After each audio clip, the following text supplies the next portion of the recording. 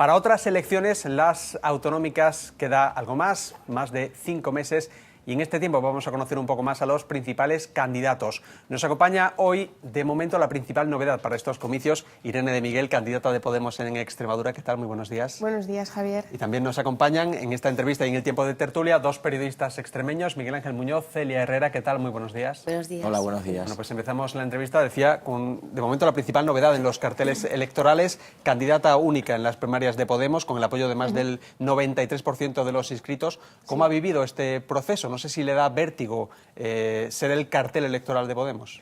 No, vértigo no. La verdad que me siento muy arropada por mis compañeros y por mis compañeras y los resultados han hecho que además se refuerce mucho la labor que llevamos haciendo en las instituciones estos años, porque no solo ha sido un 93%, que es una cifra muy elevada, sino también que ha habido una alta participación, ya que ha votado el 80% de las personas que podían hacerlo.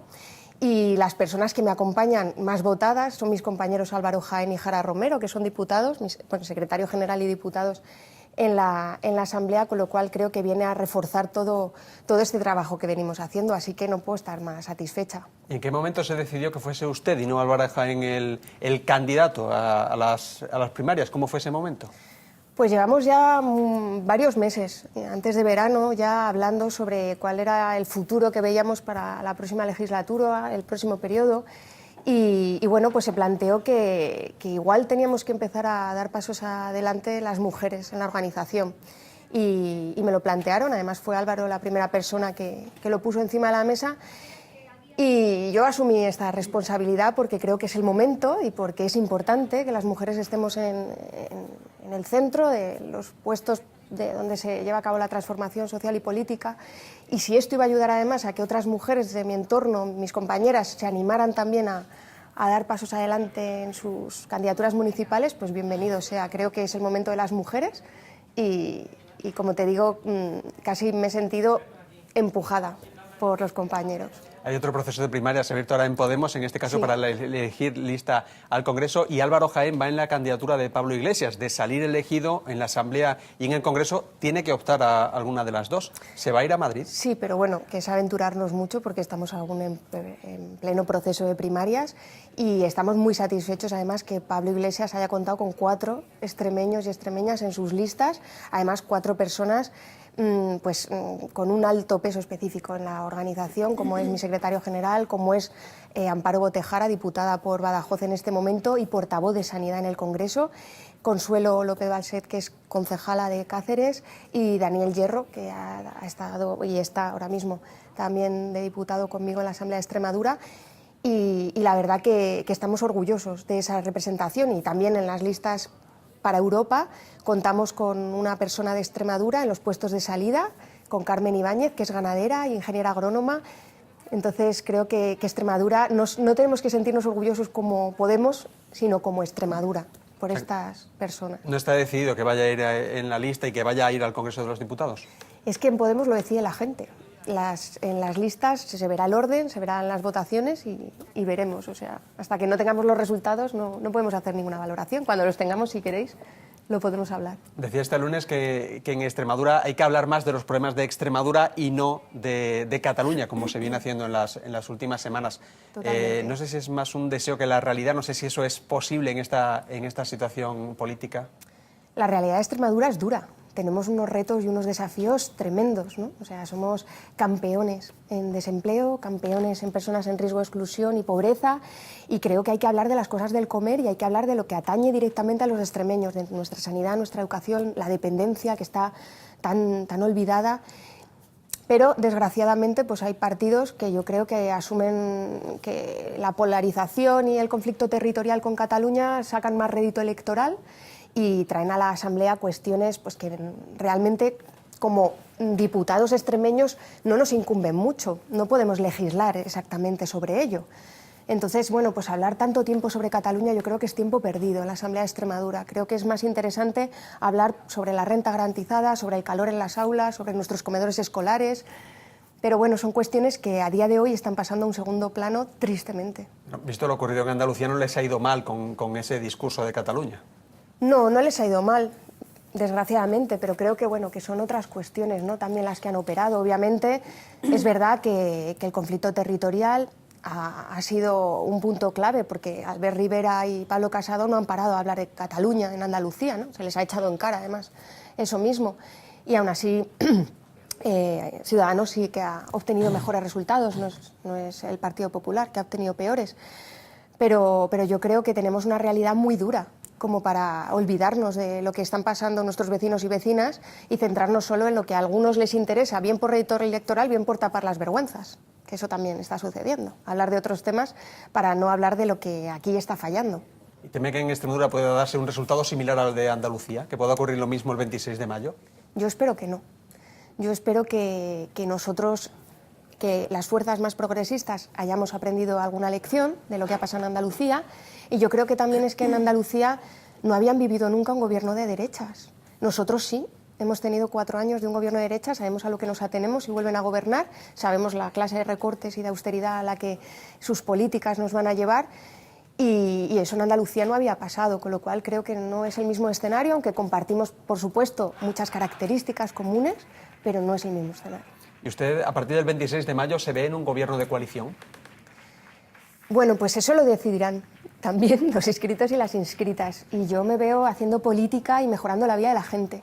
Cómo lleguemos a mejorar la vida de la gente y cómo lleguemos a hacer esa política que incida directamente, pues habrá que verlo, dependiendo de los resultados que tengamos en las elecciones.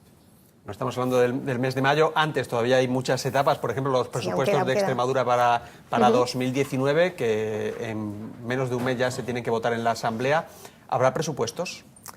Pues eso depende del Partido Socialista. Nosotras le hemos puesto un proyecto integral de empleo encima de la mesa. Queremos que se creen 15.000 empleos de calidad y con futuro.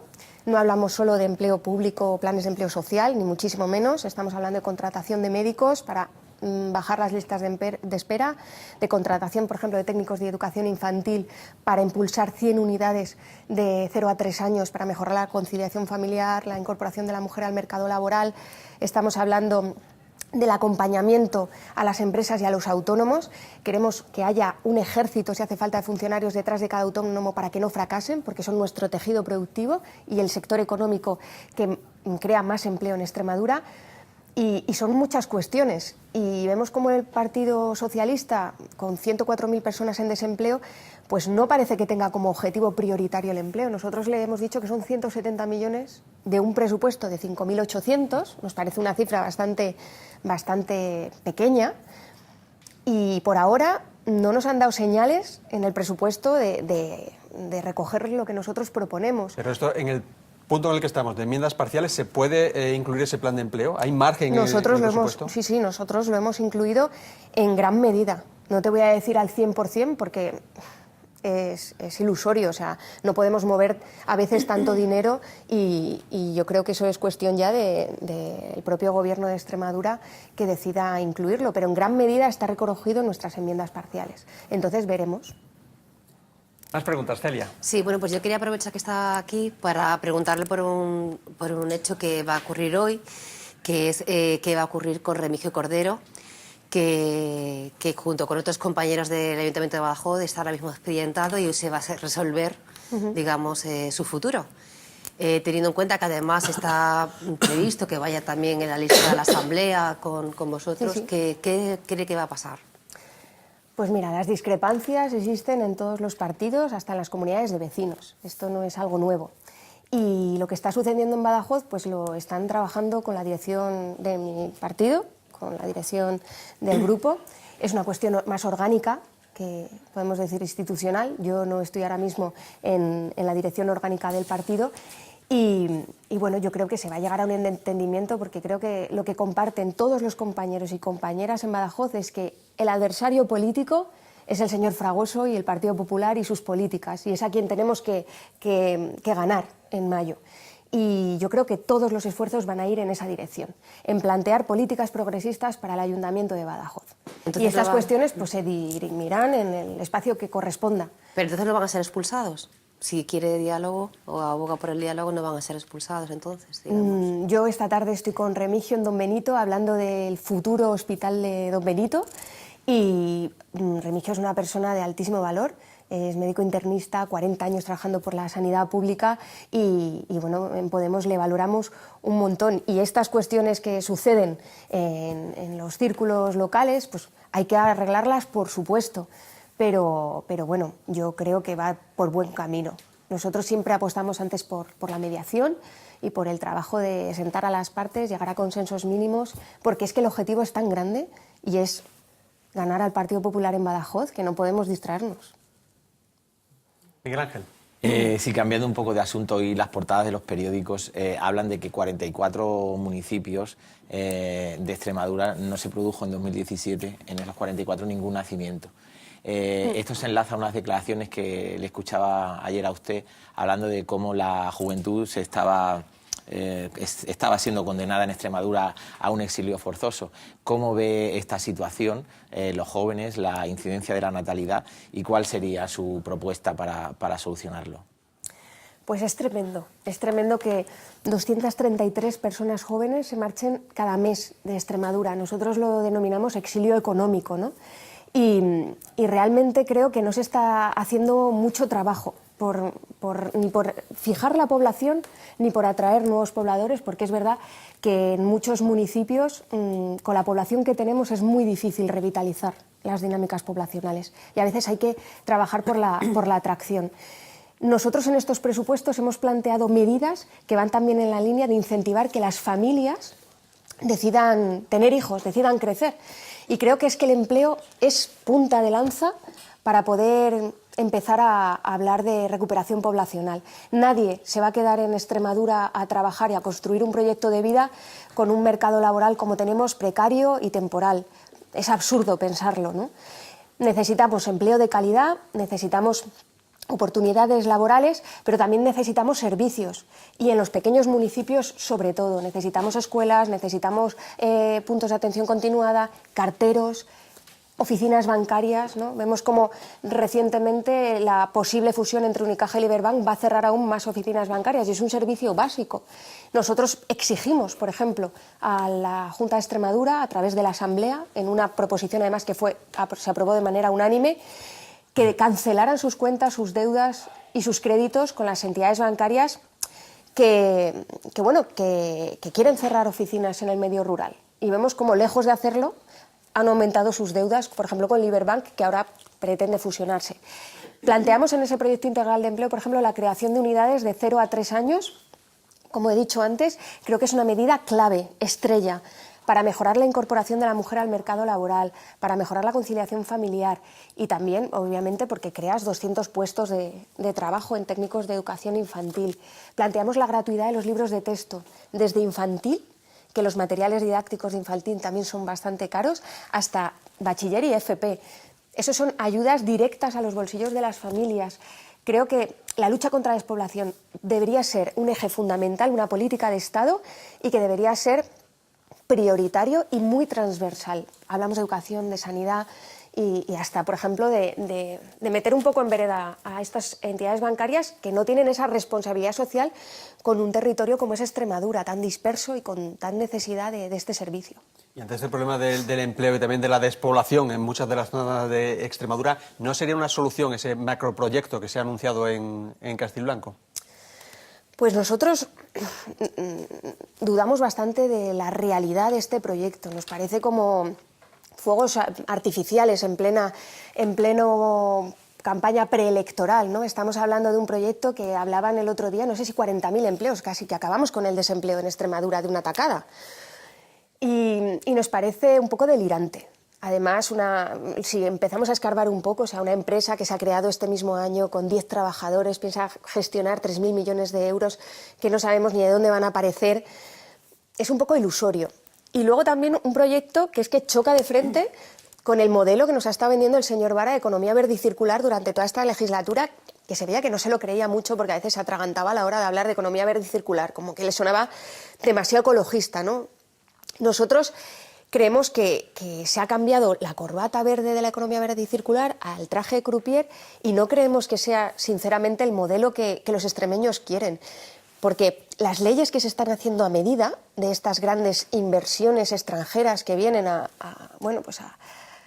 proponer estos proyectos nosotros siempre decimos, si estos grandes beneficios fiscales y estas exenciones fiscales y todo este empuje que está poniendo la Administración en estas grandes inversiones lo pusieran en el tejido productivo que tenemos ya, en los autónomos, en los agricultores, en nuestras pymes, pues a lo mejor otro gallo nos cantaría, ¿no?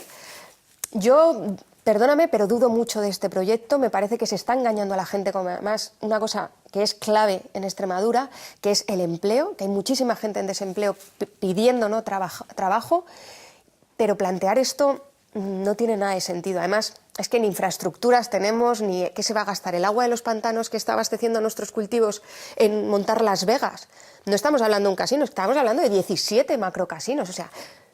Es que cualquier persona que se lo contemos es un poco increíble, ¿no? Celia. Sí, bueno, de todos los retos que tiene ahora como nueva candidata, etcétera, y lo que queda de legislatura, quería preguntarle también con qué partido está pensando en aliarse de cara a las próximas elecciones. Pues nosotras tenemos claro que necesitamos un espacio político mayor del que tenemos ahora. Y para eso tenemos que hacer alianzas con otras fuerzas hermanas, como las llamamos nosotras. ¿Por qué? Porque tenemos muchos puntos en común, muchísimos. Y podemos llegar a acuerdos en los que estemos en más desacuerdo, ¿no?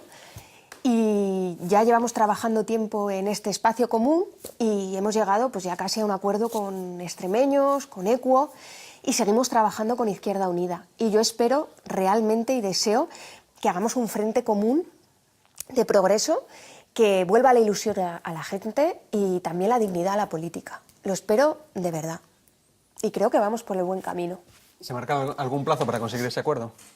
Bueno, plazo como tal no hay, pero con extremeños y con Equo está ya casi finalizado este proceso de confluencia, y con IU pues no sé, porque no estoy en el proceso de confluencia, en el trabajo de confluencia, pero yo espero que finalmente pues se llegue a un acuerdo y a un entendimiento, y creo que Podemos está haciendo una labor muy generosa y que se va a comprender y se va a entender que también el adversario es grande, y sobre todo lo que tenemos, lo que viene, el monstruo que está creciendo, ¿no?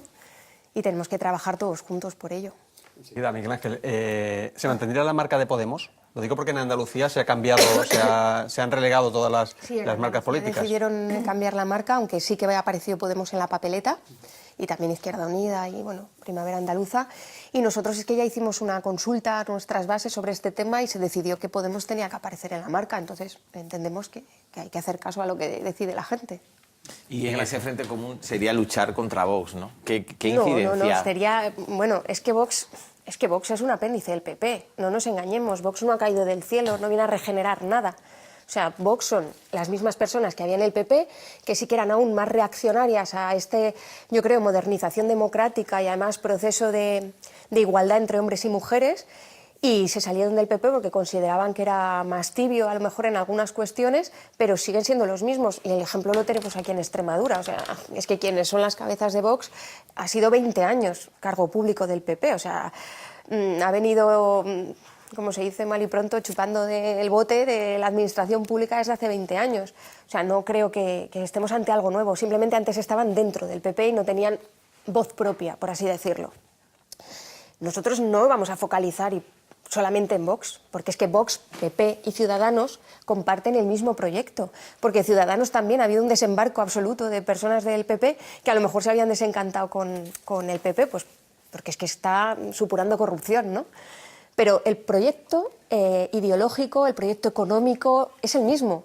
Nosotros con quien nuestro adversario político es la austeridad, son los recortes, y nosotros vamos a trabajar por mejorar la vida de la gente, y sobre todo la gente que lo peor lo está pasando, porque han sido las verdaderas víctimas de la crisis. Celia.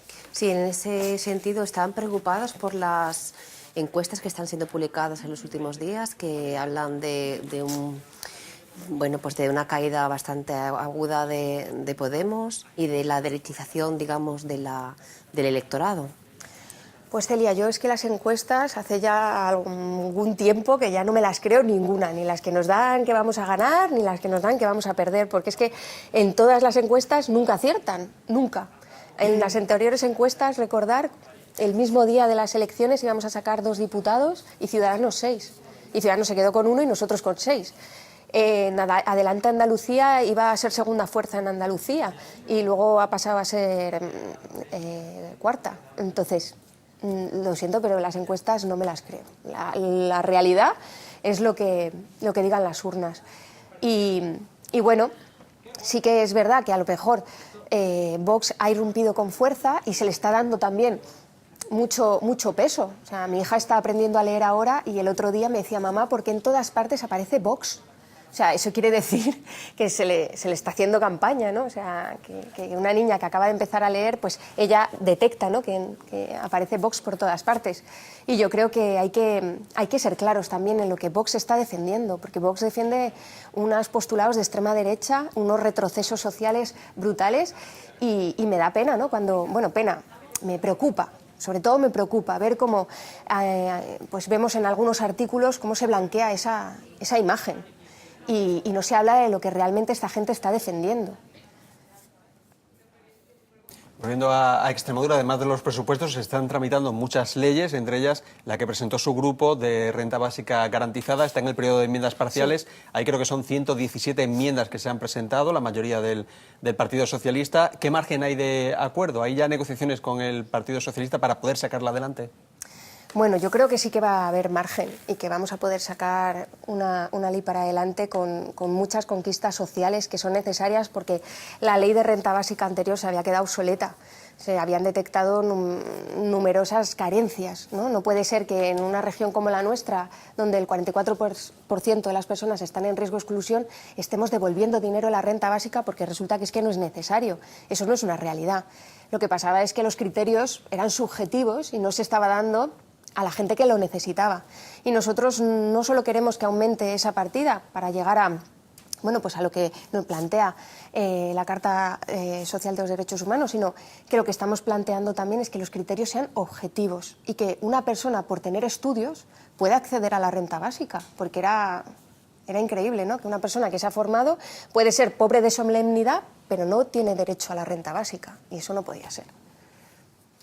Sí, estábamos hablando antes de empleo, ¿no? Me gustaría tocar el tema de la central nuclear de Almaraz. ¿Qué posicionamiento tienen en ese sentido? Y bueno, si la central cierra, pues ¿qué alternativas habría para la comarca del Campo Arañuelo? Pues nuestra posición es clara, y es que en cuanto finalice su vida útil, esa central que ha caducado ya, por así decirlo, tiene que cerrar.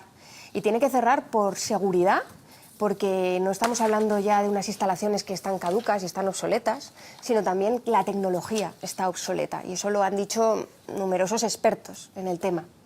Pero también tiene que cerrar porque es que el futuro que se nos plantea, que está ahí a la vuelta de la esquina, no va por ahí, no va por la nuclearización de nuestra sociedad, va por la transición energética hacia las energías renovables y hacia la eficiencia energética. Y no podemos ser vagón de cola, no podemos seguir manteniendo una central nuclear que va a lastrar ese progreso hacia esa transición energética.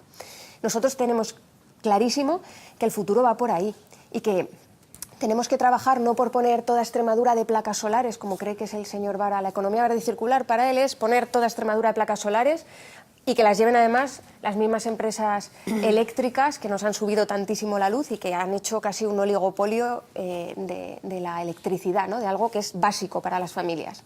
Nosotros creemos en otro tipo de modelo, un paradigma diferente, que es el de la energía distribuida, que seamos consumidores y a la vez productores de energía, cada uno, que la energía se produzca, se consuma donde se produzca.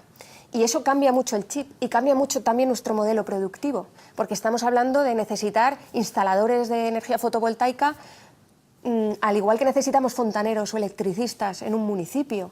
Estamos hablando de que nosotros hemos presentado, por ejemplo, una ley de eficiencia energética, que es la ley contra el calor en las aulas, para que se entienda, ¿no? Centros educativos no puede ser que estén teniendo estas temperaturas, y no es solo para mejorar la calidad de la enseñanza, sino es también para impulsar este modelo productivo que nosotros apostamos firmemente en él.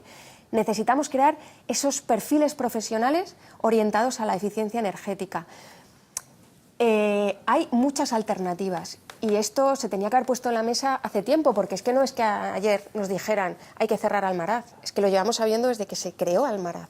En el 2021 Almaraz tenía que estar cerrada. Quien no ha hecho los deberes, nos podemos, que no ha hecho los deberes son el resto de gobiernos que han estado detrás, pero nosotros sí que hemos planteado alternativas y, como te digo, el modelo que debemos impulsar es un modelo que requiere mucha mano de obra y necesita reciclaje, por lo que tanto habría que formar a mucha gente. Y ese impulso lo tiene que dar la Administración, por ejemplo, empezando por los centros escolares. Pues Irene de Miguel, candidata de Podemos a la presidencia de la Junta de Extremadura, muchísimas gracias por estar con nosotros. Pues muchas gracias a vosotros, está muy a gusto. Pues, como decíamos, poco más de 5 meses ya para las elecciones autonómicas, ese reto que tiene por delante Podemos y el resto de partidos políticos.